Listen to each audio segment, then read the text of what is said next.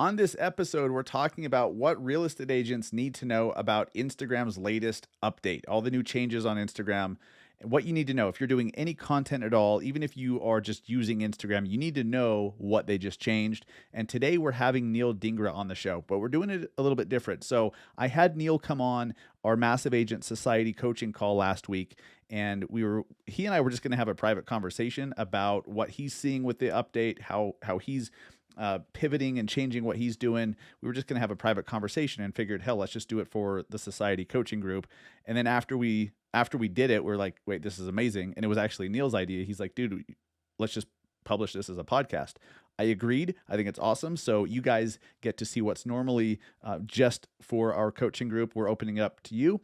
And this is a very deep diving conversation, not just about, the Instagram changes, but how to convert people that watch your stuff into clients. There's some tricks that you're going to learn today on how to use stories specifically to convert viewers and people in your audience to actual leads and actual clients. Really good stuff. Take some notes. Let's get into it right now.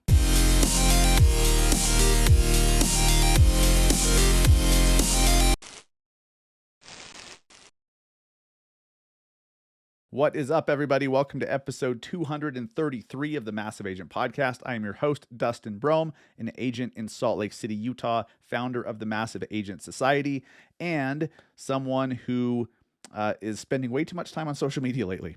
That is the truth. Now, too much time or just enough time? I don't know. It probably depends on the day. But I'm noticing that the vast majority of my time that I spend each day has to do with content somehow, whether that's consuming Instagram and TikTok to get inspiration for some of my own content, posting my own, following up on my own, responding to messages, all that stuff. It's very time consuming.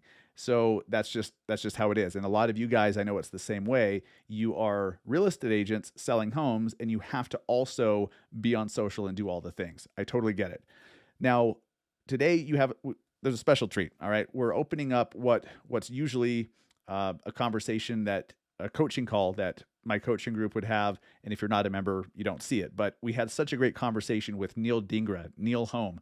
You guys probably already follow him on Instagram. He's everywhere on Instagram, everywhere in our industry, and he absolutely blown up over the last year or two because of his content. He's doing things at a very high level. He's doing it so well. He's an absolute expert on writing hooks, grabbing attention within the first couple seconds of a video and keeping it throughout. He's very concise, very, very good with his words, and somebody that I look up to tremendously for someone who's just doing it right. I want to learn how he does it so well so I can improve my own content and share that with you.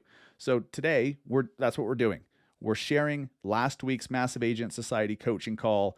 Neel Dhingra came on to shoot the shit with us, and it was just so good we wanted to share it. So I hope you guys don't mind. I'm not using my microphone, so my audio quality is not this. It's just me talking into my webcam on a Zoom call.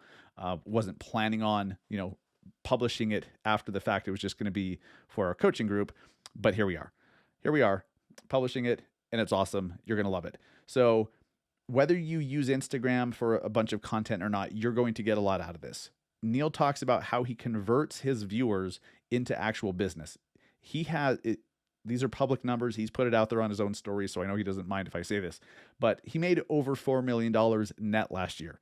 He brought home net over $4 million last year from closing loans. Okay. And he does that. His content drives his mortgage business. He gets a ton of business from the content that he does, but he doesn't just post videos and then just hope that the fish jump into the boat. Now that does happen. He gets a lot of people that do. They reach out proactively and say, "Hey, Neel, how does this work? Or can I hire you for this? Or I need to refinance. I want to buy an investment property." That happens. But Neel doesn't just settle for that.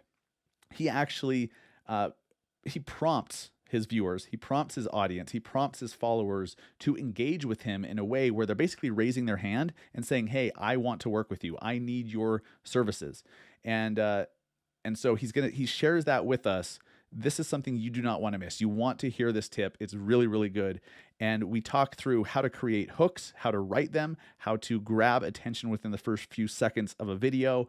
And we even spitball some ideas for, okay, let's do a video. What are we going to call it? What's the title going to be? What's the hook going to be in the first few seconds? How do we keep the message concise, ideally to under 30 seconds or so.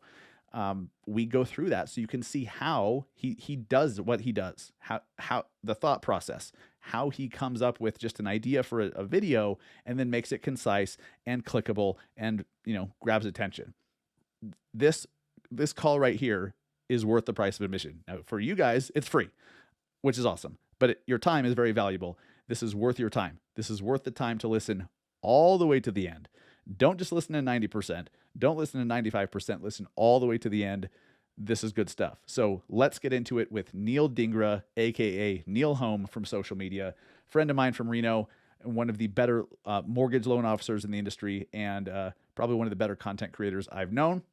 When we start the call, I will be introducing him a little more, giving some context into how I know him and the relationship that we have, and then he's going to tease a little bit about an event he's doing in Vegas in July, and he actually gave out a discount code to my coaching group for 50% off, and we're not going to cut that out of the episode. So if you guys pick up on that, good for you.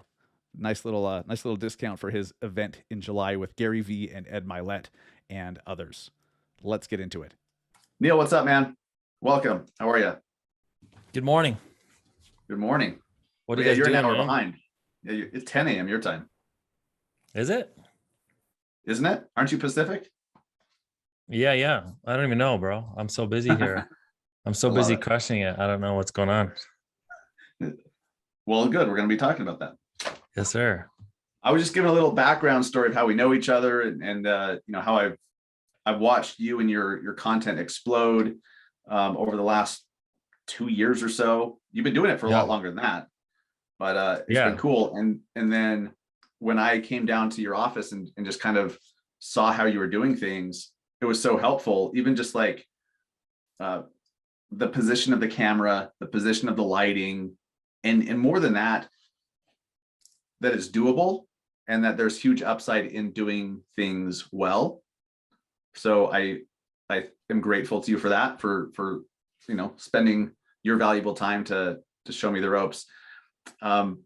Something you've really gotten good at, Neel, is choosing topics. Like your videos just hit, and you've really gotten good at being concise in your delivery. You choose great headlines and clickable headlines, captions that just work. And so, I want to talk about some of that today and how you do that. But the main thing, the reason why we're talking in the first place. So guys, I texted Neel a couple of weeks ago and I was like, so have you seen your views just like dramatically go down after this update? Cause I had my shit got hit like 90%. Like I was getting like 10 to 12,000 views and then I'm getting like 1,200 and it just got bad. And someone needs to mute themselves, please. Like my shit. Got it. Where's the mute? Someone was having a fight with a client or something. Like the iPhones always come in. What was that? Yeah. iPhones always come in unmuted. It's frustrating. Anyways, I texted Neel. I'm like, what are you seeing? Like this algorithm change has fucked with my views dramatically. And I looked at his and I'm like, looks like you've kind of seen some similar, and we were going to talk. He had some ideas for what to do and how to kind of roll with the punches since this update. And I thought, well, rather than us just talking us two, let's just do it here so you guys can hear Neel's perspective as well. So yeah, man, Neel, why don't you start with let's start with this algorithm change. Like, what have you seen over the last couple of weeks? This is the thing. So things have changed. It's always changing and it's always getting more difficult, but it's always also benefiting a small group of people, right? So when Reels came out, like people said Instagram's broken, it doesn't work anymore. Well, if you made Reels, you were having the best time on Instagram that you've ever seen in your life. Like that's how it grew from zero, or like I was in the 10K level, which took me like years to get to, like you said, and then got from 10K to 100K in like 8 months because of short form video. And I wouldn't have Mm, had that opportunity if not for the new format. But a lot of people who were posting regular videos or pictures, they were like, Instagram doesn't work. So it's always like right. shifting. And so what I've always kind of focused on is when there's a shift, there's two groups. One is like cry and quit, and the other group's like, okay, how do we make this work for what I'm doing? So I'm always looking for that angle, right? So Yes. um a so what's happened is, all reels were getting extra views because they were pushing that. They're still pushing that. They said Instagram's CEO and also even Zuckerberg on their last earnings call for Facebook, who owns Instagram, said reels is going to be our number one thing going forward. We're going to push this. And so for all of us here, um, you know, and I don't think we're all trying to be influencers, or whatever, but it does help to get more people to watch your videos. It does help to have an audience, because then when clients see your profile and they see your content, they're like, oh, well, Joey or oh, Ryan has good content and he has a little bit of an audience. Like that gives you guys this credibility. So a lot of times people think of the very basic surface level thing of like, I will post a video and then I will get a lead. Like that happens, but that's very basic. The more impactful thing is I will post 100 videos, I will build a little bit of an audience, and now more people will be attracted to working with me. More people will respect me. When I email a client for the very first time, I'm going to direct them to connect with me on Instagram. I'm not going to hide it in the bottom of my email signature. I'm going to put it in the body of the email. Let's connect on Instagram. And they're going to come to my page and they're going to be impressed without even meeting me. So then when I do meet them or jump on the first call, their opinion of me is already up, right? So it's like you're at the bottom, no rapport, top of the mountain is no like and trust. Like this gets you there while you're asleep. So Right. while I sent the email out last night, somebody watched the videos, and then when I jump on the call in the morning, they're like, dude, I love your content, man. I didn't realize, blah, blah, blah. And then, or they may not even say it, but they just like respect you more, right? So like it helps everybody to have more people watch your video. So that's why I just want to start off with that, because I want to let people know, like, why did Dustin and I try and figure out what the algorithm is doing? We're not trying to be like the next influencer. We're just trying to reach more people, because we know then we're going to be able to help more people. Dustin's going to be able to help more agents. I'm going to be able to help more clients. All that stuff works together. So what changed was the algorithm now is pushing reels, but it's being more selective, and it's also not trend. Real estate topics aren't trending as much. So if you look at Google Trends, last year, real estate was one of the top search things. Like everybody wanted to buy a house. Like it was the coolest thing to buy a house. I don't know, Right. but it's the first time I've been doing this 18 years. That was the first time I've ever seen like red hot excitement about real estate from 2020, 21, 2022, even the beginning. It was like, dude, everyone's searching real estate. Like even like videos like how to get your offer accepted were blowing up. I'm like, holy shit, this is like the narrowest topic and it's blowing up because so many people are in the market trying to get into real estate or invest in real estate. It was just really trending. And Right. then you've seen that fall down a cliff in the last 3 months. So something has changed with consumer behavior, and it's partially due to the overall slowdown in the market and interest rates creeping up, and people thinking it's going to crash. So if you look at like what are the topics people are actually searching for in real estate, it's what's going to happen to the market. How does recession affect real estate? What happens to housing prices during a recession? Um, is real estate going to crash? Like if everybody did a video today about is real estate going to crash? Well, there's some data that's some data you don't know about. Let me tell you. If you start with that hook, like that video will outperform all your other videos right now because everybody's searching that. So we really are trying to create content for what people are actually searching for. Now, one topic that I found that always is in season, never not trending, is money. So if you can tie real estate to wealth building, investment, how to be rich, basically, if you think about the dumbest version, the dumbed down version of that is like how to get rich with real estate, right? Like why do all the wealthiest clients I've ever served over the last 18 years, what's the one common denominator? They all own a shitload of real estate, right? So you have to think about how we could tie this to real estate.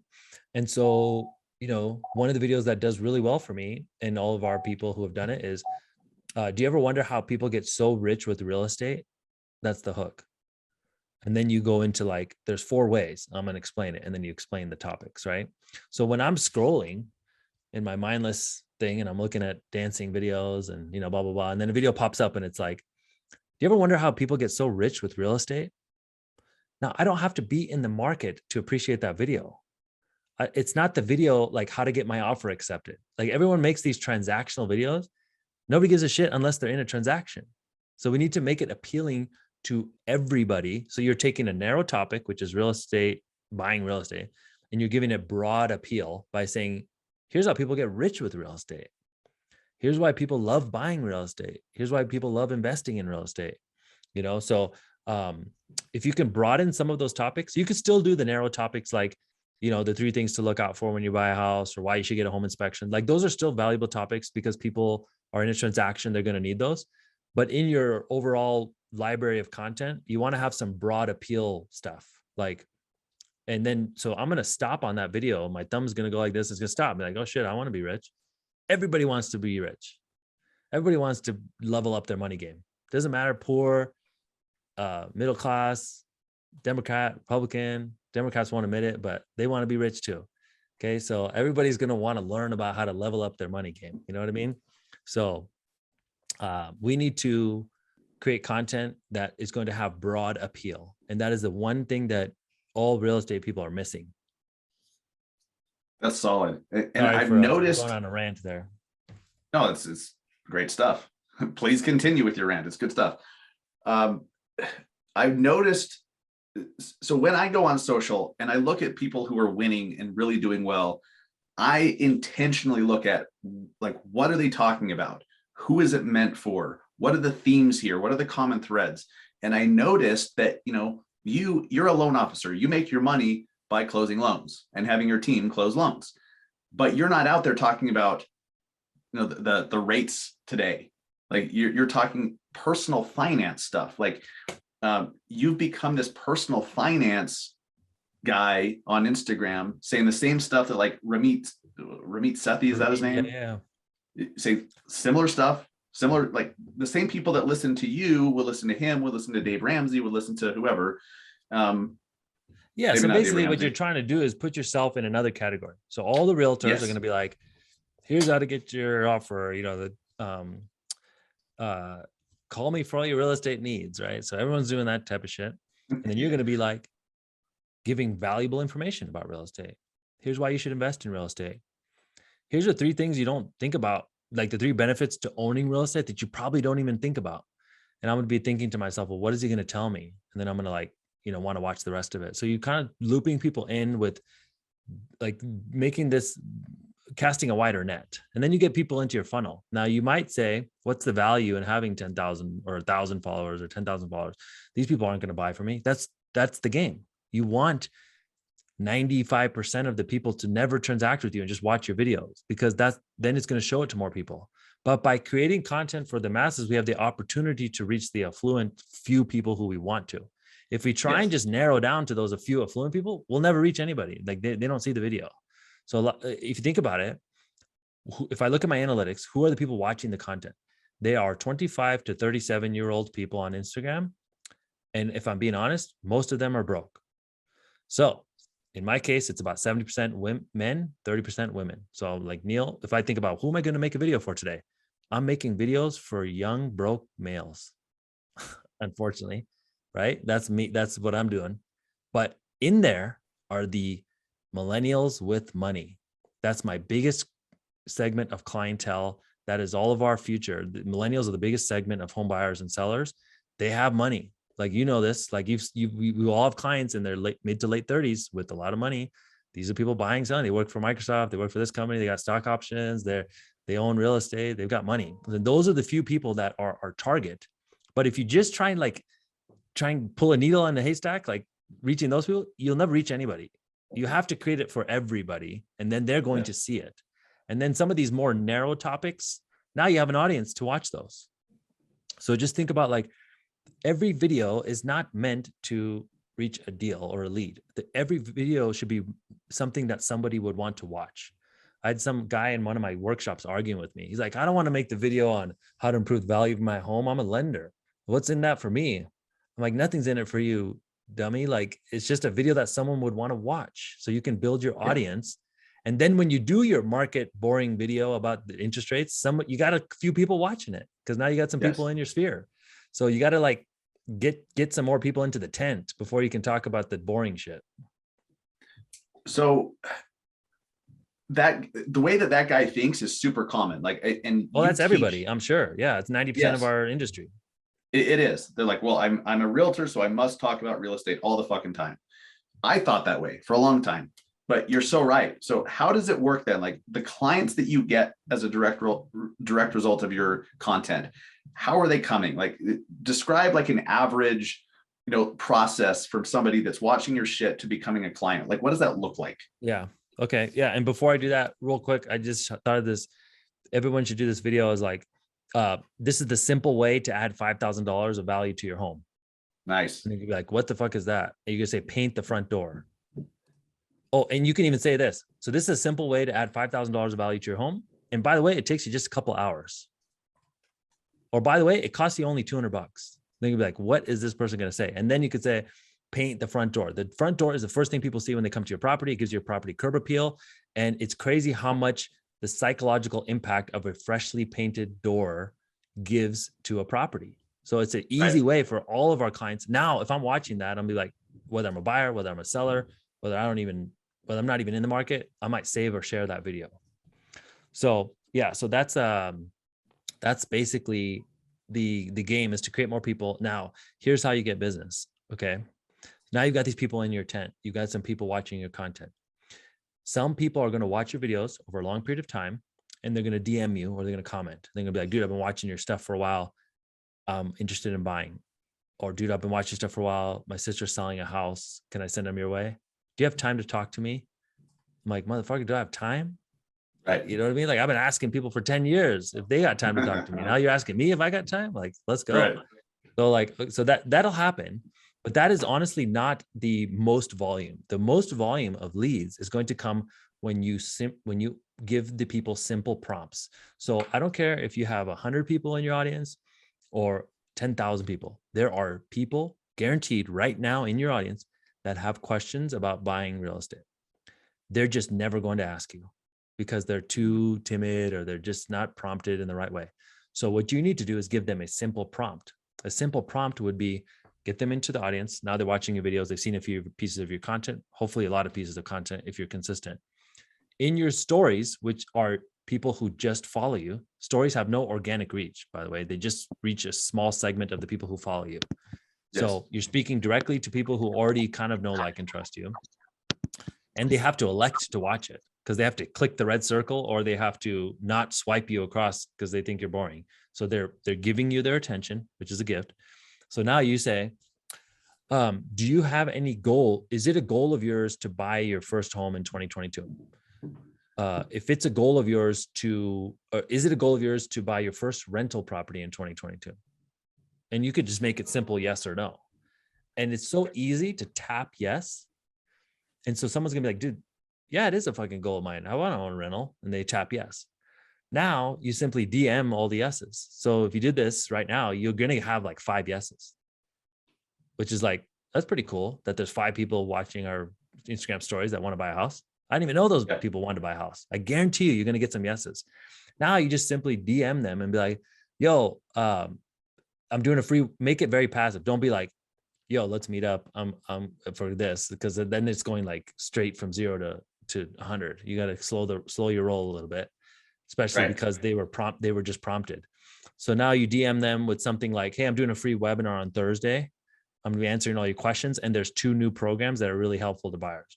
And when I say new, it could be something that's new to you. So like by saying new, it makes people want to come to the webinar. Yes. So, hey guys, I'm going to be sharing with you some new tactics. Well, the tactics aren't new to me. They might be new to you. You know what I mean? Like, new is a relative term. So, but say that and more people show up. Now on the webinar, it's not like aggressive. They're not like, they can ask questions. You can present some basic topics. You already have their attention because they joined the Zoom. And you're like, how do I host a webinar? Well, you go to Zoom, you schedule a meeting, and it gives you a link. Now you send that link out to people. It's free, simple. Everybody has Zoom because of the pandemic. Everybody was on a Zoom app on their phone or their computer, whatever, iPad. Yep. So you just send them the link and now you do the webinar. So that's one way. Now, the other way is to actually direct them to the Zoom. If you have a bigger audience, is you say, if it's a goal of yours to buy a home in 2022, I'm doing a free webinar on Thursday. I'm going to answer all your questions. And there's some new programs I want to let everybody know about. If you want to join us, DM me the word home. Now, by saying DM me the word, it's a simple prompt. If I said, send me a message, there's a lot of people who don't send you a message because they don't know what to say. Right. Like, you have to really think about people as dumb and they're like, and busy and simple. So you have to give them a simple prompt. It's tap yes, DM me this word. And oh, by the way, the word needs to be easy to spell, because when I had longer words, less people reply. And so I was like, I realized sending people to like landing pages and doing all this shit doesn't work. It works, but it doesn't work as well because people just don't like, they don't want to leave the platform. B, when they go to the page, they just bail. They look at the thing and they're like, I was thinking about, my thumb is tired. I can't even type in anything. Like, they're just so lazy, and it's almost like they're in a mind. I don't know what it is. If you've ever zoned out on TikTok, or like, I can always tell when someone's zoned out here and now. They're like hunched over and they're just like scrolling mindlessly. I'm like, you're in that trance where you're just scrolling content, and we've all been in there where you're just like zoned out, tired. You're not going to like go to a landing page and fill in all these details, but you'd probably DM the word home if you have an interest, or you'd probably tap yes. And then now I've got someone to raise their hand and then I can follow up. So it takes a little bit extra work, but that's the work that people are unwilling to do because they're just sitting saying, waiting for the client who DMs you that says, I'd like to look at property, which happens, but it's less common than the other way, which is you give them a simple prompt, they raise their hand, and now you talk. Right. So is that helpful for you guys? Absolutely. Yeah. I see wide eyes on some of these guys. So that's good shit.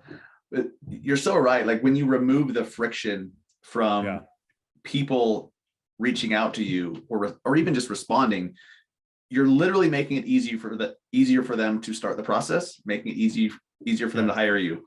I'm thinking about like any professional I've hired recently. Like, I hired an attorney to create an estate plan. I hired, I have a CPA. There's other people that I just bought stuff from, and they made it super freaking simple. And they followed up and they're like, hey, just do this thing. Does this time work or this time work? And it removed friction. So then I was able to hire them. But if they're like, hey, well, why don't you tell me an available time? And then what about this? And they don't really follow up. And then I have to go out of my way to do shit. I'm just not going to do it. Or I want to, let's do it later. So what you just mentioned is gold. Yeah, exactly. And it's like, it's got to be simple. Make it easy for people to do business with you. That's the number one thing I would think would cause you to have success in the future. Is it is actually hard to do business with certain people. Yes. Like we've all encountered this, like how much friction there is to even get a hold of them and do business with them. And then they're like, oh, we need to jump on a client consultation call. Well, fuck, I wasn't even ready for that, or I'm busy for that. Like, let's talk first before we meet up for coffee, or, so a lot of times it's like, I got a guy, I'll give you a quick example. This fucking guy is trying to sell me life insurance. I need more life insurance because I realized I only have a certain amount. And if something happened to me, my family would be hosed. So I'm like, hey, I need to get more. I have $500,000. I need to get more. So I was like thinking into it. And then I was at a meeting and this guy he works for New York Life. So I'm like, yo, dude, like I need more life insurance. I'm busy. Can you help me out? And he's like, yeah, dude, I'll reach out to you. I'll text you. So then he starts blowing me up. Hey, when can we schedule a meeting at my office? Come by for an hour. We can discuss all your financial needs. And I'm like, I understand you want to do that, but that's literally the last thing I want to do. And I'm busy. So can you, as the expert, just come up with some few things, send them to me, and then give me your recommendations and let's go. Like, he could have just closed me and he wouldn't close me. He's like, hey, let's set up an appointment. Let's do this. Like, text me or call my assistant and you can do this. I'm like, it's too hard to do business with you. So I blew him off. Yeah. And so that's the problem, is like a lot of times people have their own way of doing things and you don't realize that it's actually, making it difficult for the client. So, in the beginning, like there's always going to be a time for you to sit down and meet, and it's definitely required for certain things. You want to get face-to-face with people, but in the beginning, it should be very passive and easy, especially if these are like kind of 6 to 12 months out leads. So that's the way to do that first. And then what you want to do is continue doing this. And then what I really like about the content model is it allows these people to passively stay engaged. So right now, if you were to think about what are the leads that we focus on, it's the bottom of the funnels, people ready to transact in the next 30 days, 60 days at the most. Above that are people who are 90 days out and then 6 months out. Like we can't talk to those people every day because we'd go broke, like honestly. But the big brands talk to those people every day. That's why they have they have a big business. So the real estate industry individuals are stuck in this catch 22 where they can only speak to people at the bottom because that takes up all your time, and you never have a top of the funnel strategy because of this. So then you have to buy leads from a guy who has a top of the funnel strategy like Zillow or Realtor.com or YLopo or whatever. So the way to do this is to have the content speak to the people who are 6 months out. So now you have a top of the funnel strategy. So these people who are like passively watching, you're top of mind, they're watching your stuff. And then when the need arises, now they drop into the bottom of the funnel. But I found that, there's only so many people who are going to just automatically ask you. And so you kind of have to keep doing these prompts. I do them kind of every 2 weeks just to see who needs help, and it might be just that I'm going to send you an email with the 3 things you need to do to get prepared to buy. Right. So then when they DM or they raise their hand, yes, then I'll send a quick email that's already formatted. And it's just literally copy and paste, or it could be automatic if you have an automation software. If you don't have a software, don't worry about it. Like just have it as a template in your Outlook or Gmail, and then just send it out to people. And that's like something that you can passively do. And now you've got a lead. So then when you sit down and you're like, hey, it's my prospecting time. Eventually you have actually people to prospect. Like you can call these people and they're going to answer the phone. They're going to want to talk to you. It's hard calling people who don't want to talk to you. Right. That's the rough part about this business. Right. And I know we have to do that, but like, I'd rather talk to the people who've already raised their hand and have some rapport with me. Yeah. And it's so important. Like none of that shit matters unless you can start a conversation with somebody first. Like they need to respond to you. You don't need to have this big elaborate process you may need to, but it doesn't matter if you can't get anyone to respond to you. So I love just the emphasis on removing that friction, make it easy to start the conversation. And then you can get into potentially meeting in your office if it's warranted. Sometimes it's not warranted, but sometimes it is. So you've now been able to create and start conversations at scale. And some of the conversations have started and you don't even know it yet, right? Your content is starting the conversation. They are listening to you. They just haven't responded back yet. So what's, now that you've kind of reached this level of success with content and with production, what's next? Like, are you, is it more of just more? Are you changing paths? Are you pivoting? How do you go from here? Well, so I always want to stay on top of trends and what's working, what's not working. And then what I found that's actually more fulfilling than closing deals is helping other people close deals. So like I'm trying to get more people to work with us. And then we also have a group where we help, agents and lenders with content strategy. And that's been fun. We're doing a huge event in Vegas. Dustin will be there. A few of you guys got tickets. I don't know who, some people in your group did get some tickets. So if you guys don't know about this, if you guys don't know about it, we're doing an event in Vegas on July 22nd with Gary Vee, a bunch of other amazing speakers. We're going to be going over like specific stuff that realtors need to do. And what's also cool about that event is it's going to have a lot of good networking with other people who are crushing it. So there's like a lot of the things I learned were from other people who are crushing it. Same thing with Dustin. Dustin's in the same mindset. He's in different groups. And that's the best way to network is like, yes, you get some referral partners from other states, which is cool. But then you also get to like, hey, dude, this guy's crushing it. What are you doing differently? And he's going to give you a tip, something you've been struggling with for 6 months, and he fixes it for you in 1 minute. Like that's the power of like a good network. So I'll put this in the chat if anybody wants to join us. And then I think Dustin, what was your code? I don't remember what the code was I gave you. I had a nice generous discount code. I forget what it was though. I'll have to find it here before we finish. But yeah, there's a code for anybody that wants to go. It's forwardevent.com. But yeah, that's my goal now is just to impact more people. Yeah, it's 700 people coming and we have, I think we're down to the last 100 seats right now. Oh, no The shit. That's tickets, awesome. yeah, the tickets are $497 for the event, but because anybody in Dustin's group gets them for half off. So that's why I want to find that code for you guys. Nice. It's a better So deal than I everybody got. That's well, yeah, fantastic. but that's for the executive ticket. Dustin's in the all access group, which gets to do Yeah, all I the cool went things. fancy. Yeah. I went fancy. No, I love that. Oh, it's Gary the code Vee, is massive agent. it's a solid That's code, Neil. there it is. Solid code. Uh, and Ed Milet too, right? Yeah, Ed Milet, he's amazing. I'm more excited And to see him. I've seen yeah, I Harry a think, few and just times. I'm excited for the networking and the people. And this is the thing people miss. Again, everything is not what it seems. So everyone's like, you make content to get leads. Well, we just fixed that question, right? Here's the real way to do it. And then you get them into your tent, you educate them, then you give them simple prompts, and then you get them into your funnel, right? That's the game. It's Yes. not as simple as what people think or as dumb as people think. So people are like, oh, I go to events because what's this person going to teach me?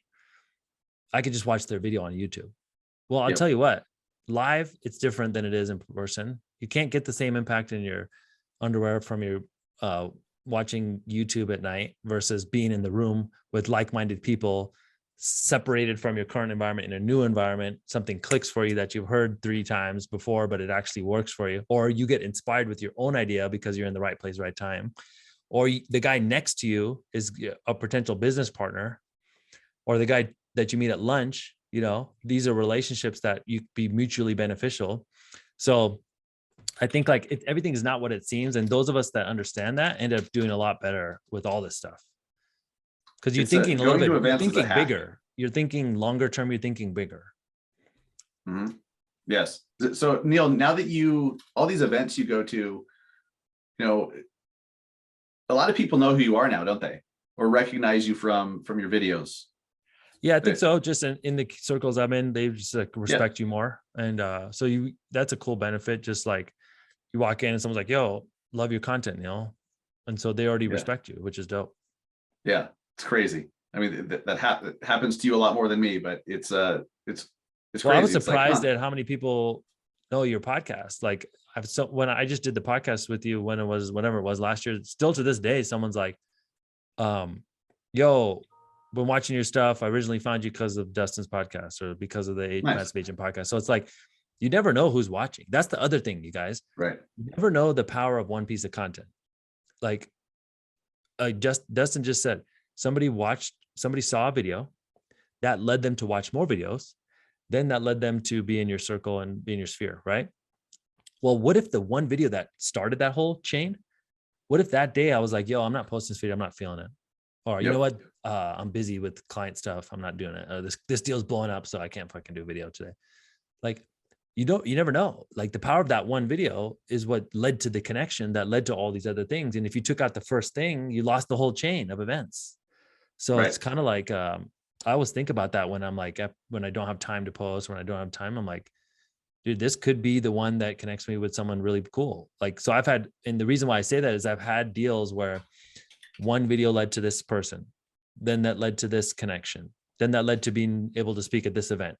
Somebody in the audience was a developer who's doing a new condo project, and we ended up getting the opportunity to work with all the buyers for that project. But it started with the one video that led to the first connection. So it's a chain of events. And again, nobody thinks bigger. Nobody thinks 10 steps down the road. Everybody only sees what's in front of them in the next 45 minutes. So nobody can think. And as a result, nobody plays this game. And so when you do play the game, you put yourself in a separate category that has bigger upside. I have a sticker on my desk that says, look for bigger opportunities. I'm tired of looking for the next deal, honestly. I do it, but I'm tired of it. I'm looking for the strategy that's going to bring me the next 100 deals. That's what's going to make me more excited about my work. Otherwise, you get burned out. It's like running on a treadmill, chase, get a client, close the deal, get paid. Now you're back to square one. Do the same thing over and over and over. And it's like, yeah, you got some money, but at the end of the day, you have no value. You're as good as this month's production. Yes. With this, the value of your personal brand continues to grow over time, and now it can be leveraged for cool opportunities. Yeah, you're building a business. I mean, it's like a stock. It's like a stock going up in value. Yeah, exactly. I mean, the power of the brand is you can do so many things, right? So Dave Ramsey, I watched Dave Ramsey for a while, and it was just Dave Ramsey. Like if Dave Ramsey removed himself from the equation, it's dead. Like without Dave Ramsey, it's dead. So I noticed over time he started to bring in other hosts and other guests, and he started to create other shows. And now I don't really listen to him anymore, but I noticed like a lot of the top personal finance podcasts are all Ramsey podcasts. He's created a company built off his brand, so now he can remove himself and retire or die, or that'll happen eventually, and he still has a business. So Neel's working on that right now. It's all on his shoulders, but he's building pieces on top of it to create a business that doesn't just rely on him. The brand starts it, and that's super cool to watch. And I know that you're making moves in the background to do that. Yeah, and it takes some time, right? But it's again, it's a long game that you just put in the work, and a lot of people quit along the way, and the results are found later, down the path. But like in the beginning, you will get some traction if you do a few of these things. And I figure, hey, if I can give people the ideas to get traction quicker, they're less likely to quit. Maybe the equivalent of like, when you first start working out, if I could give you some secret hack that gets you a little bit shredded in the beginning, you'd be like, oh shit, I'm hooked now. And then you want to continue. Unfortunately, I don't think that exists in the gym, but in content, it does. You could do better hooks. You can do better videos. More people will watch the videos. Now that you have even with the small audience, I would do these simple prompts in my stories. Is it a goal of yours to buy a home? And now in the background of that story, guys, by the way, you use a picture of a cool house or even a video. So like it could be, the video is like this.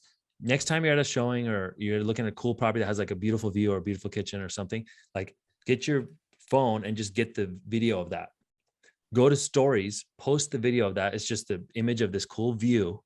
And then on there, do the poll. So like visually, it's more appealing than just a blank screen with a yes or no. The image or the movement behind it is a beautiful view or a yard or a kids playing in a yard. And then it's like, is it a goal of yours to own a home? And you're like, that hits harder if the image on there is a dope house. You know what I mean? So use these like psychological things to get more people to respond. Because all we're trying to do is like guide people. When I don't even think of selling really. I just think of we're just guiding people. So like when I think about my event, I think there's friction. You have to go to a website, buy a ticket. You have to show up. But I know if you get in the room, it's going to impact you. It's going to be good for you. Like 100%, I know that. And so what I have to do is get people out of their own way. So I just think of like, what's the best way to do this? How do I get people? So I use this same strategy with the event. I was going to just throw up a page and send people to the page through my stories. And I said, fuck that. I'm not going to do that. I'm going to take my own advice that I've been doing with real estate and let's do it with the event. Made a dope video that it captures the energy of the event, posted that in my stories and said, if you'd like a ticket for the pre-sale, DM me the word event. So this event costs us like $400,000 to put on this event. It's huge, right? It's a big undertaking. But what was cool about that strategy was in 72 hours, we sold $200,000 worth of tickets to the event by using this strategy because it was a simple prompt. It was like hype video, dope visuals, DM Neel a word. And then it was up to us to like follow up and make sure they actually did it. But we had their hand raised. If I just sent thousands of people to a landing page, now I got to retarget them to figure out who these people are. I don't have their emails. Like, I don't know who to follow up with. Now, when you follow up with, literally somebody raise their hand saying, I want to go. Like, I know who I need to follow up with. So the problem with prospecting is when you sit down to prospect, you don't know who to call or who to follow up with. Now you have people to follow up with. And that's what's cool. Like when we sit down to prospect, I've got real estate people to follow up with. I've got people that said they want to go to the event, but never bought the ticket because they're too lazy or whatever. Now I just need to follow up with them. Neel, I'm sure that you get asked quite a bit, and I know you get challenged quite a bit on, people call you a liar, right? You've posted how much you've earned. Like I remember seeing in your story, you showed your ADP payroll thing, and like you were paying yourself more than most people make in 2 or 3 years. And so like your content has led to this ridiculous multi-million-dollar a year income. And you just highlighted how that happens. It's not just the videos. It's not just the content. Although that does help. I'm sure that gets you business just off the bat, but you take it a step further and you take it into the stories, and you're actively like mining for gold, so to speak. Like you're saying, Yeah.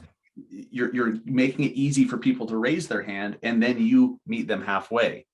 And I'm sure that I imagine that probably equates to a fair amount of your business is that extra effort, more than just Yes. getting them in the door to listen, but then you're reaching out after they've Yeah. And raised their honestly, hand. most people aren't doing that. There's a lot of people, even in the real estate niche, who have built a little bit of an audience, and they're not doing these simple things. They're not doing stories. So that's the extra effort that gets the relatability, the know, like, and trust factor going. That's why I do a lot of stories, just because it lets people know that you're a human. Like you show some family, you show some personal things, you show what you're doing. That just increases their trust. So if you're a good dude, why not show that in your stories? You know what I mean? Like you want all these people to know, hey, I'm better than, calling this online portal, or I'm better than this local guy who sucks and is only greedy about getting the deal. I'm better than that. I'm going to give you a better level of service, and I'm a better human being. Well, how is the public supposed to know that? It's Right. up to you to create that narrative. And what's cool about stories is, like I said, they already follow you, and now they've chosen to watch you, and you can make whatever narrative you want. You could actually use it to lie to people. I don't, but there's probably people who do that. But you can write your own story. You can be like, dude, I'm doing this, this, and this. And people are like, oh, perception is reality. Yeah. Was it Hormozy? You were just at an event with Alex Hormozy, and he laid out Yeah. his formula. What was that? It was do shit, talk about the shit you did, and then do bigger shit. And that was literally his formula for content. It was like, it was the dumbest thing. And I was like, this is so simple. It's like, I'm on this call today. Ryan just went like this, like it's a little story, post in your story. I'm doing a call with these badass today. I learned something today. Super excited to help more people, whatever. Like show what you're doing, because everybody else is silent. They have a narrative gap. You can fill that gap with what you're doing. And then people are like, dude, you must be crushing it. Well, incidentally, I am, but like, you know what I mean? Like you could be showing like all these things. A lot of people just show their wins. Right. And honestly, I fall into that boat too. I'm like, nobody's going to be interested on the day when 2 deals blow up and my eyes are bleeding at the computer. Like, I'm not going to highlight that for the most part, but we probably should start to show a little bit more of this like reality. Like not every day's roses. We had a tough day today, but what, and then the other thing is really cool is prompt people with non-real estate stuff. Like I've noticed this, Dustin, everybody is a health and fitness expert. Mm-hmm. They're all experts apparently. Because I'll ask a question of like, dude, I was feeling sick at the gym today. Do you guys eat before you go, or you don't eat? Or like, ask like a question. I got literally 50 replies, and all 50 were somewhat different. Like everybody had different, like, eat this before you go, eat this bar, drink this drink, don't eat anything before you go because you should be on it. Like, and so I had all these different things. And, but what was cool about that was I didn't mean to do this, but it was a simple way for people to engage, because when somebody replies to your story, it opens up a thread in your DMs. Now you have an open line of conversation with that person. Now that can lead to more conversations in the future, but you have to break the ice first. So the icebreaker could be you asking a question. And if it's about health, fitness, family, something non-business related, more people will reply to those stories. So Yes. It's an try algorithm that boost too. Yeah, for sure. Because now you have all these people replying to you. So that could be a kind of an action item for everybody today, is to think about something you could ask people in stories that's non-business related, just to get some conversations going. Yeah. And again, there's nothing in it for you today, but trust me, there's gold, a couple months down the road with these people. Yeah. You're just being social, like that's why people are on social. They're not on social media to learn 5 tips for buying your first house. Not yet. Maybe Yeah. that piques their interest, but that's not why they're there. So just be social. So Neel, hooks, you've gotten really freaking good at picking topics and writing hooks and then delivering the content of the video. What tips do you have for people who are still trying to figure that process out? Hooks. Okay. So you want to take this topic and give it broad appeal. The way you do that is to think of how I could make this topic make somebody money, save somebody money, or help somebody avoid a mistake. One of those 3 things. So what's the topic? Let's think of a topic right now. Throw something out and let's try it. Is it a bad time to buy a house? Okay. So that's actually a good hook on its own. He just threw out a Yes, it hook is straight actually. out. Yeah. Yeah. That's actually, so you could be like, you know, this is a mistake that a lot of buyers make, trying to time the market. Let's look at a chart, and you can show the chart over 30 years, and there's little bumps.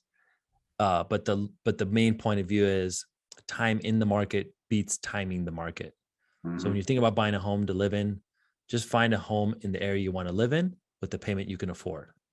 And that's the end of the video. Another thing, I would give everybody this quick advice: do not end your videos, especially in reels, with like, everybody wants to tie a bow on it at the end. So I'd say, when you think about the market, time in the market beats timing the market. Just look for a house that you can, in the neighborhood you want, that you can afford for the long term.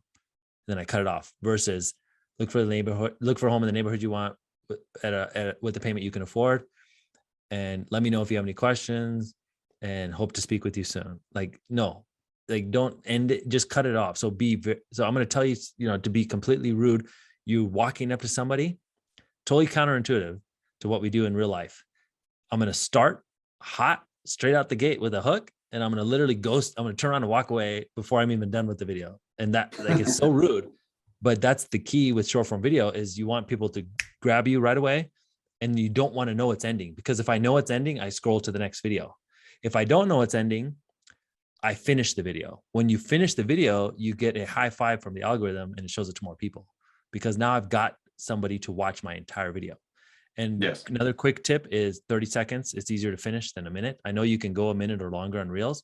It's very hard to get someone to watch a minute reel on real estate. So shorter is better.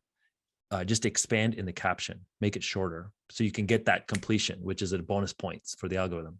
So, yeah, so that would be like, here's a mistake buyers are making. They're trying to time the market. Let's look at a chart. And then you go into this whole thing. That I'm going to do that video actually right now. That's a good idea. Solid. That's a solid one. Yeah, I think that would work. Real quick before we get into some questions, are you doing anything different now with your content, now that the algorithm has changed a bit? Yeah. So like I said, real estate searches are down. So those transactional real estate videos, I'm going to do less of those. I'm going to change the hooks to tie it more to like money and wealth building. So if you look at my most recent videos, I've kind of shifting, like you said, even Dustin, like more personal finance. So if you're in real estate, I would talk more about like real estate as a tool to build wealth. And just know that when you do like the transactional ones, there's still value to those videos, but they're just going to have lower views, and that's okay. Cause not every video has to be a banger. Like you can have some good knowledge, cause those are good to have in your library, and people come to your page, they can check it out. But that, yeah, like, I would be more broad with that type of content. The secret, here's another secret of the wealthy. Here's the biggest, here's some of the big here. I want to talk about depreciation, because depreciation is a gold mine for real estate investors, because it allows them to have income tax free, right? But if I start the video with saying, let me tell you about depreciation, nobody's going to watch it. So I got to say, this is the secret hack that the wealthy use to pay zero tax. When you own rental properties, you have your income and expenses. Then the IRS gives you a gift, depreciation. It's an on paper write-off that allows you to reduce your tax obligation on the rental income you receive. Sometimes makes the rental income, makes the tax obligation zero. Right. And it doesn't cost you anything. It's literally on paper. The craziest thing about and the other thing is, the craziest thing about depreciation is the property is appreciating, but the IRS lets you say it's depreciating on your tax return, which is, to me, I don't even understand that, but fuck it. They let you do it, pay no tax on your income. Like if you want to get crazy, be like, here's how Trump pays zero taxes. Like he pays zero tax because he puts a fucking building up and they take accelerated depreciation on the whole thing. So then it wipes out his entire tax obligation. Now that's more of a clickbait kind of thing, because people hate him, so it'd be like, that would be a little bit aggressive, but like you could just the comment section would be hot. It would be hot. Yeah. You'd be like, yeah, that would be wild. But you could do something like that, like here's how the wealthy, here's a trick the wealthy use to pay no taxes. Yes. That would do well right now. I guarantee you that video would do well, because it's something that everybody wants to know. It's a niche topic that we've given broad appeal. Exactly. I'm gonna write that one down too. See, this is valuable for me too, guys. That's a great one. Appreciation secret. I'm writing these down too. So, dude, how much pushback do you ever get? People that are like, "Hey, you can't give financial advice. You're not a financial planner. You're not a CPA. You're not a investment advisor, whatever." So you can put just in your profile and in the caption, the video is for informational purposes only. It's not professional advice. Reach out to your tax advisor, blah, blah, blah. Yeah. I got I had an attorney DM me today because my video, I was telling agents, like, you need a fucking LLC. Like, you need to be doing business in a business. Now, I gave legal advice, but it's the advice that my attorney gave me yesterday, and I've heard many, many times, and I'm regurgitating it. But this lady was so hot and bothered that I'm not an attorney and I can't be giving that advice. And nobody slips and falls and then sues their realtor. She says that doesn't happen. That's a myth. I'm like, well, that's interesting because I know 3 agents it has happened to, so that's weird. Yeah. I don't know. I just got a bunch of pushback from this one video, and I'm like, on to the next one. But I should do a disclaimer, though. I don't think I did. I think I did. Put it in the caption. Just say, this is for informational purposes. I'm speaking from my own personal experience. Reach out to your own advisor for legal or tax advice. That's it. Nice. I like that. Because that way, when that broke dick or hater replies in your comments, like, hey, blah, blah, blah, be like, just then your reply to that is see caption. So you ever see 8 Mile where like he calls out what the dude's going to say? So I already know what the haters are going to say on half my videos. I put it in the caption, and they're never going to read the caption. And then literally every hate comment, you just go see caption. And then it also directs your audience to go look at the video and look at the caption because they think there's going to be something juicy there, and it gets more views. Right. Genius. I love that. I already know, like, what people are going to say. They're going to be like, oh, that you can't say that. You're not a tax advisor. Well, why can't I? I have a tax return where I took depreciation, and it wiped out my income on my tax obligation on the rents I received. So why can't I share that from my own personal experience? There's no rule that says I can't share that. Right. Love it. Or like I helped a client with this deal. Like, even if you guys don't have experience with, owning a bunch of rentals yourself, I'm sure you have clients that do. So you can say, I have a client who owns 10 rental properties, and he pays very little tax because of this secret. And then you tell him about depreciation. And then in the caption, you go for informational purposes only. This is not You're legal. So good at these hooks, man. Yeah. So that's the thing. I love depreciation, tax, secrets of the wealthy, secrets, hack. I noticed this hack and trick are performing right now. This is kind of a thing, like the hack you can use to save $10,000 when you buy a home. The hack you can use to increase the value to get $10,000 more when you sell your home. Make it a smart home. Put in smart. Yes. That video always does well. What do you put in the smart thermostat, smart locks, and smart CO and smoke detectors? Now you can market your home as a smart home, which on average gets you tens of thousands of dollars more for the property. And then someone's going to say in the comments, how do you know that? That's bullshit. This is lies, clickbait. And so in your caption, you can write, there are several published studies. Because if you Google, there's a Consumers Reports and there's a bunch of other published studies that said millennials are willing to pay more for homes that are, quote, smart homes. So you've done your research, According to CNBC, according to Wall Street Journal, to CNBC, Consumer Reports, and numerous other publications, millennials are willing to pay thousands of dollars more for homes that are marketed as smart homes. Absolutely. And so I've seen how do you make your home how do you make your old shithole a smart home? Well, you put some smart technology in it, and now it's a smart home. Right. Exactly. That's it. And it doesn't cost you that much money. You'll take a topic and do a few different versions of a video on it, won't you? Because I swear I've seen you do the smart home one. Yeah. And so what's cool about that is your audience are people who kind of know, like, and trust you when you post videos. Okay. So this is a good quick summary. When you post videos, it shows it to people in the following order. It shows it to your biggest fans, like your most engaged followers. So they're seeing like most of your content. Then it shows it to a random sample of your other followers, which is probably like 10%. And then on Reels, it shows it to a group of strangers. right? So when you repeat something, or when you say something a new way, or when you do a new version of the same video, you might see, well, I don't want to do that because I just did a video about this. Well, only 10% of your followers are seeing it anyways. Right. And the percentage of your followers that see all of your content are like your best friends. So they're not going to like unfollow you because you did a new version of the smart video. They're gonna be like, cool, good job, Neel. So you're not going to offend those people. And then the people that are in the 10% that just see every 1 in 10 videos, they probably did not see. I would probably put money on it that they didn't see the first smart home video. And then the strangers definitely didn't see it because this is the first time they're ever seeing you in the first place.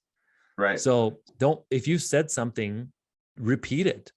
Like, people didn't see it the first time. They're too fucking busy anyways. It was a scroll in their day and they don't remember anything. Yeah. I don't remember what I saw this morning on social media. Exactly. So, and even if they saw it 3 weeks ago, they don't remember because they saw a trillion other videos in the meantime. But the only reason Dustin knows about that video is because we're homies and we see each other's content all the time.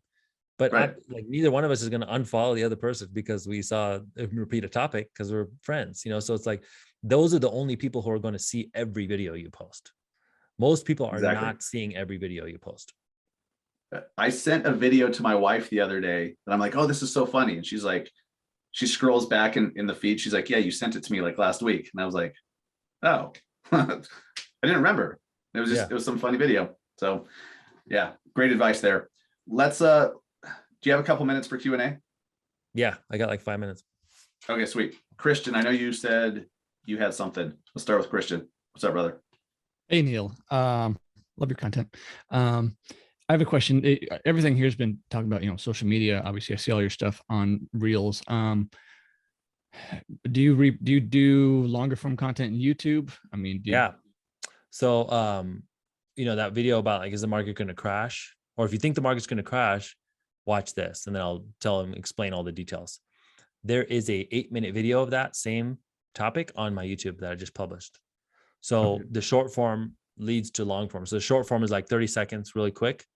If you want the full details, check out my YouTube channel. And I do a longer video there. The sweet spot for me on YouTube is like 5 to 8 minutes. As I've gotten better at being on camera, now I can go like 8 to 10 minutes. But in the beginning, 5 to 8 minutes is a great spot for doing a longer video on the same micro topics. Gotcha. Do you typically do your short form stuff first and then YouTube, or vice versa? Yeah, I was doing it the other way around, Christian, but then I realized if you don't bring them in, what's the point? So it really was a great exercise to find out what people are interested in, dumb it down. And by the way, you dumbing it down does not make you dumb. That is a skill. You taking a complex topic like depreciation and making it so a 12-year-old can understand it is a highly sought after skill that most of your competitors do not have and will never do.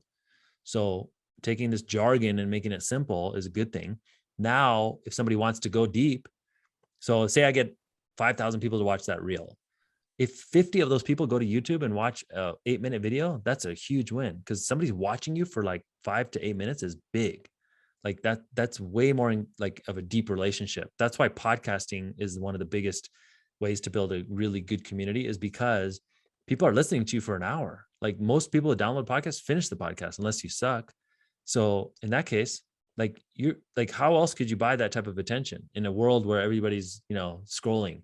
So I think of short form totally different than long form. Short form, you're fighting for attention. Long form, you've kind of already got it, and now you just need to keep it.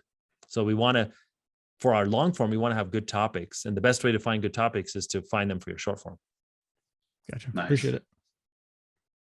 Nice. And every single person here in this call, Neel, is from my podcast, including you. Like, we know each other because we're doing content, and crazy. So it's just crazy. Like, you listen to somebody talk for an hour, that's worth 100 reels. You know what I mean? Yeah. Like, that's fucking wild. And so people need to get their metrics right. Like, a video on YouTube that gets like 200 views, that is a win for you.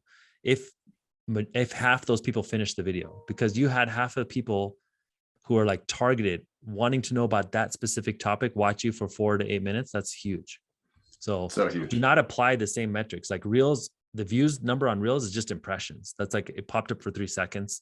It doesn't even tell you who finished, honestly, on Reels. So it could have been they watched for 3 seconds and dipped. I don't know.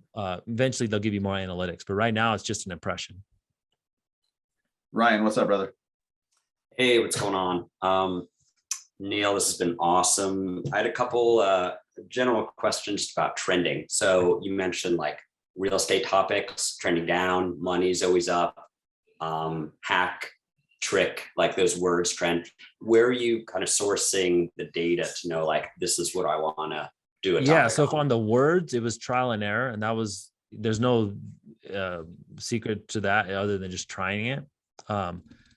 But for trends of topics, I go to Google Trends and answerthepublic.com. Those are two websites you can go to see what's trending, and it'll see the search volume. And then also I have this thing called TubeBuddy, which is a thing for YouTube, but it also shows you the search traffic for keywords. So TubeBuddy is an extension that goes in your Chrome browser. I don't know. I think it's like $100 for the year or something. But when you search real estate in my market or real estate Salt Lake City, like it'll show you how many people have been searching for that. And it'll show that chart. If you look at it in any market, it's gone down. So that means like less people are interested in buying real estate right at this moment, which kind of sucks, but that's just the way it is. This business is peaks and valleys. And right now it's going to go into a valley. That's just the bottom line. But if you look at like real estate crash, recession, real estate, those searches are like up. So then I'm like, okay, I need to shift a little bit here. And most people are oblivious to this and they just keep going down the wrong path. Like there's the realtors, like there's a bunch of realtors get like 12 views on their reels. And then all of them are like this. And I'm like, did the fact that these all suck give you an indication that you may want to change? And they never crossed their mind. I'm like, what was the point, of doing the same thing and getting no result? And that's insanity. So same thing with like, I think it's a lot of people confuse consistency. So like, you just need to be consistent and eventually hit. Yes, you do need to be consistent, but at the same time, we want to be improving. So that's why I look for the words. And that's something that I just came across in my own content. And I have the kind of unique ability because we have 200 students in our content group where I can see what's working across 200 people's videos, not just my own. And so those are the things I share. And that's the kind of power being in groups too, is like you can share what's working at scale. And when you have data, now you can kind of use that data to help everybody. That's awesome. Awesome. Thank you. Anybody else have a quick question? Well, but this is fun, man. Thanks for having me on, dude. I think it's like this is way funner than closing deals. I'll tell you that much. Seriously. But dude, I'm so looking forward to your event in Vegas in July. I know there's a handful of people here that are going, a handful from my real estate team that are going. Any of you guys that go, we're going to do a special dinner for us at the Forward event one of the days. So yeah, I think you have like 15 people going, Dustin. I don't know from your podcast or whatever, but I looked at the code and there was like 15, 16 people going.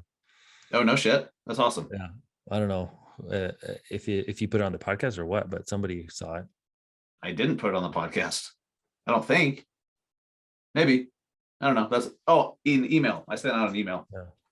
Dude, by the way, if you have the audio of this call, you could tee it up and this could be a podcast.